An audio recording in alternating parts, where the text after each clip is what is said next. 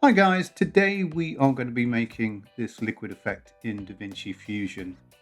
Now, this is completely done in 2D without the use of plugins, particles or any dynamics, just some out of the box thinking really.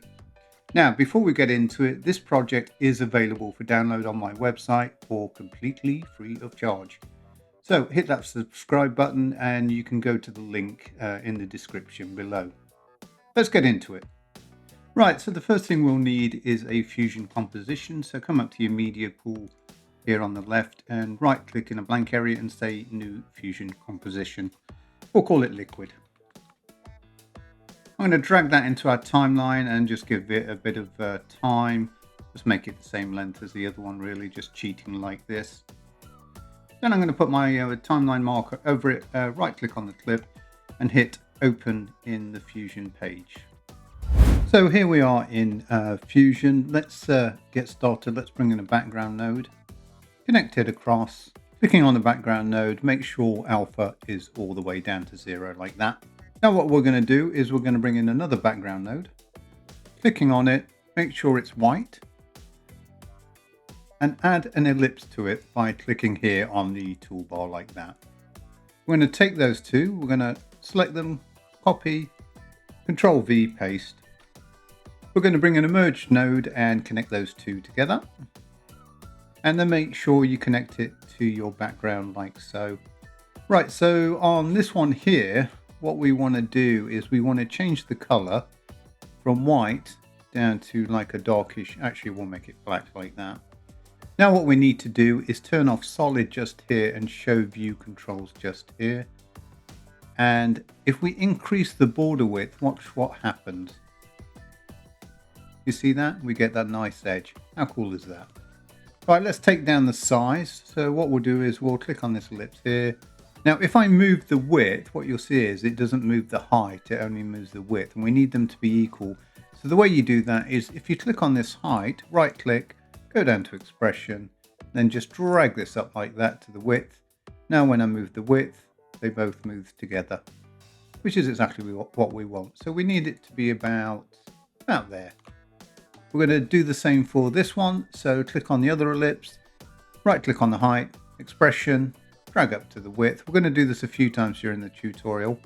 It's always good practice. And then what we're going to do is we're going to take that down to there like that. Now we're going to have some real fun. What we're going to do is we're going to click on this merge just here. We're going to hit Shift Space Bar. We're looking for a duplicate node, which is this one just here. With the duplicate selected, come over to the right hand side and change the copies from 2 to 10. And on the size, change that to 0.9 and watch what happens. We get that effect. So what's happened is we've got 10 rings and they are 10% smaller than the previous one going in like that. So now what we need to do is animate this. Make sure you're on the duplicate node, come over to the right hand side and on the center X and Y just here, right click on it and we're going to say modify with a perturb. Now when I play that back, look what happens. It's a bit too much, so now we've added that perturb, a modifier has come up here, so we can click on that. Same thing again, X, Y, and X scale, Y scale and strength. So on the Y we need to right click and hit expression. And then take this up to here like so. Take it all the way down to about there. Let's play that back. In itself, it looks pretty cool. What I'm going to do is just increase the strength a little bit. Let's just see how that looks. Right, now what we need to do is we need to make this first one here completely black. And how we do that is click on this ellipse just here. We're going to turn solid back on like that. And what we're going to do is come down to width and height, take it all the way down until we get a dot. About there. Let's play that back. Now you see just there when it went out, we've got this black bit just here. We can't have that because we're going to be doing some tracking in a minute and I'll get confused by it. The way you solve that is make sure you're on the duplicate node, come up to the modifier, and just take that strength down until it vanishes. About there. And then just check it all the way through the animation. That's looking good. Right, what we need to do now is we need to click on this merge. We're going to go Shift Spacebar. We're after a tracker. And the reason we're after a tracker is because we need to know the position of this black dot throughout the entire animation. Now, when you add the tracker, what happens is it adds an intelligent tracker, and we don't need that. So we're going to add a point tracker and then delete the intelligent tracker like that. Grab your point tracker, drag it over the dot, and then increase the outer ones to a size like that. Now what you can do is come up here, and these two arrows here will track it forward and backwards. So it's going to take a while to do that, so I'll probably speed up this part.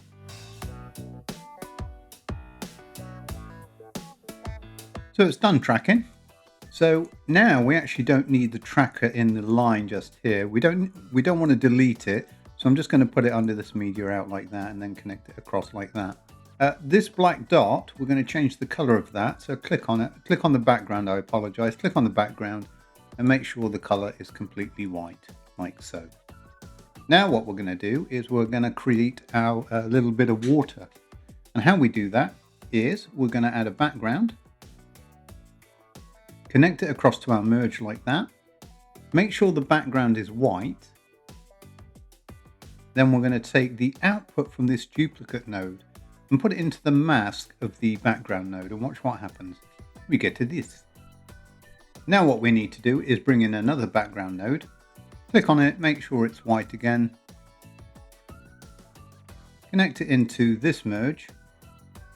Same thing again, we're going to take the output from this duplicate, put it into it like that. Now what we need to do is click on this merge down here, and where it says operator just here, we're going to change that to XOR.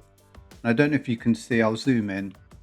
We've got a bit of a white edge happening around here, and that is our water droplet. But to make it more defined, click on this background node just here and come up to the toolbar and just hit blur like that. And then just crank the blur up till you get something like that. Now, we're getting a bit of a fuzzy edge on the side there, and we don't want that. And you can solve that very quickly by taking, again, the output from the duplicate node and connect it into the mask input of the blur like that. And look at that, how cool is that? Right, let's create our background. So we're going to bring in another background node, connect it in like that, come up, click on the background node, change it from solid color to gradient like so, and we'll get this. On the darker color, the blacker one, just click on that and just raise it up a little bit. And what that will do is it gives us a bit of a contrast going across the page. I'm actually going to reverse the angles. Now the only problem we have now is that this has come in as a foreground, and we know that because the line's green. So come down to this merge here, right click on it and hit swap input. And there's our water below it. Now it's not looking particularly good as water just yet, and the reason for that is we need to add a bit more depth. And here's a little trick. If you click on this merge just here, go Shift Space Bar, we're looking for a drop shadow, which is that one there, and as soon as we add that, boom, look at that. How cool is that? Right, so it's time to add our water droplet, and the way we do that again is with a background node. Click on it, make sure it's white. We're going to copy that and Control V paste. We're going to add an ellipse node to that one. We're going to copy that as well, copy, but this time what we're actually going to do is right click and hit paste instance and then connect that in like that. Let's bring in a merge because we're going to need to connect those together. And then make sure the output of that merge goes across here like that. Now we can see it's coming as a solid, so click on the first ellipse and turn off solid there. We're going to size it right down. Come across and see here where it says show view controls. We actually need to turn that off. And we need to go down to the border width just here, zoom in a little bit. And if you increase the size on that, you see we're getting this. Hold the control key while you're doing it. We need to get it as thin as possible. Somewhere like that. I'm going to take the size down just a bit because it's a bit bigger than that bump just there. So again, holding the control key, just bring the width down. Oh, I didn't link them together. So right click on the height, go down to expression, and then link it across to your width. Right, so bringing that width down, get it to about there. Now the next question is how do I make it go into all these like little bumps and follow the animation? It's actually quite simple. What we're going to do is select all of these, bring them up a little bit. Clicking on this merge, we're going to come up to the toolbar and add a transform node. With the transform selected, we're going to come up to the right hand side, right click and go down, and what we're looking to do is connect it to tracker point 1, 2, where it says position like that. And watch what happens. Let's just put that in the window. And look at that. How cool is that?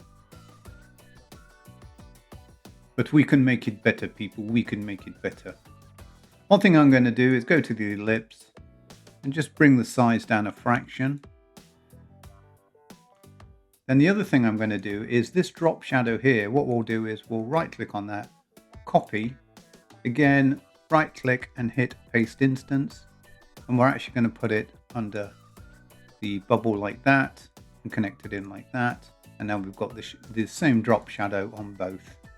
On this drop shadow, by the way, click on it and make sure it's set to 90 degrees on the angle like that. And that looks a lot better.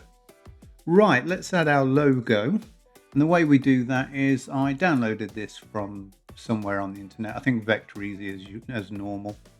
What we'll do is, here's our background. We'll disconnect that for a second. We'll bring in another merge, connect that to that merge, connect that across like that. Come in as the mask. Get in properly, you swine. And then connect that in like that. Now, because it's a logo, what we should do is click on it, F2, and recall it logo. So when we play it back, what you'll see is when the bubble goes across the text, it doesn't do anything, and not very realistic, but we can make it do something. Very simple. What we do is bring that merge up there on the background, click on the merge, and hit Shift Space Bar. We're going to hit Dent, and we're looking for that one just there.